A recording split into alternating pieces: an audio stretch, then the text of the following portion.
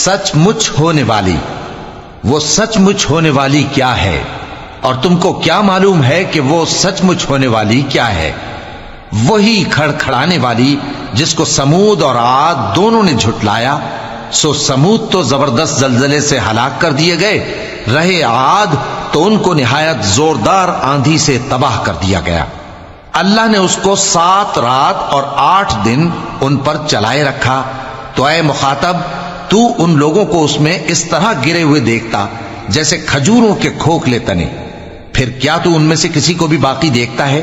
اور فرعون اور جو لوگ اس سے پہلے تھے اور وہ جو الٹی ہوئی بستیوں والے تھے، سب گناہ کے کام کرتے تھے، سو انہوں نے اپنے پروردگار کے پیغمبر کی نافرمانی کی تو اللہ نے بھی ان کو بڑا سخت پکڑا۔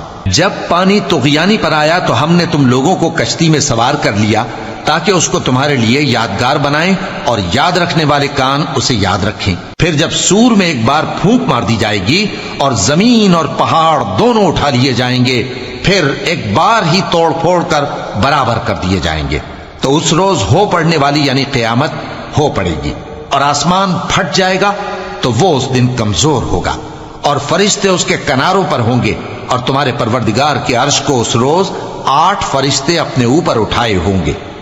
اس روز تم لوگ سب پیش کیے جاؤ گے اس طرح کہ تمہاری کوئی پوشیدہ بات چھپی نہ رہے گی۔ اب جس کا اعمال نامہ اس کے داہنے ہاتھ میں دیا جائے گا، وہ دوسروں سے کہے گا کہ لیجئے میرا نامہ اعمال پڑھیے، مجھے یقین تھا کہ مجھ کو میرا حساب کتاب ضرور ملے گا۔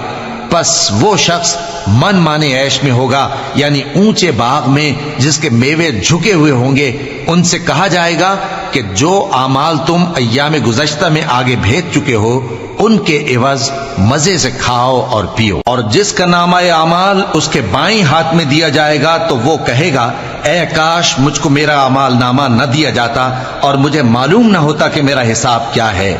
اے کاش موت میرا کام تمام کر چکی ہوتی، آج میرا مال میرے کچھ بھی کام نہ آیا، مجھ سے میرا اقتدار جاتا رہا۔ حکم ہوگا کہ اسے پکڑ لو، اب اسے طوق پہنا دو، پھر دوزخ کی آگ میں اسے جھونک دو، پھر زنجیر سے جس کی لمبائی 70 گز ہے جکڑ دو۔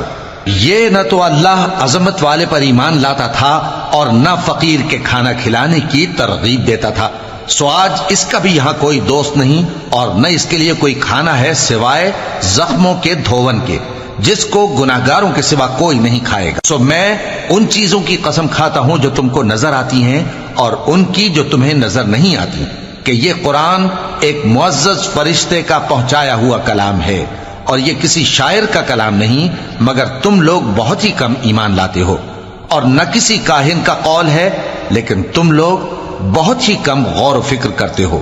یہ رب العالمین کا اتارا ہوا ہے۔ اور اگر یہ پیغمبر ہماری نسبت کوئی بات جھوٹ بنا لاتے تو ہم ان کا داہنا ہاتھ پکڑ لیتے، پھر ان کی رگے گردن کاٹ ڈالتے، پھر تم میں سے کوئی ہمیں اس سے روکنے والا نہ ہوتا۔ اور یہ کتاب تو پرہیزگاروں کے لیے نصیحت ہے، اور ہم جانتے ہیں کہ تم میں سے بعض اس کو جھٹلانے والے ہیں۔ نیز یہ کافروں کے لیے موجب حسرت ہے، اور کچھ شک نہیں کہ یہ یقین کرنے کے لائق ہے۔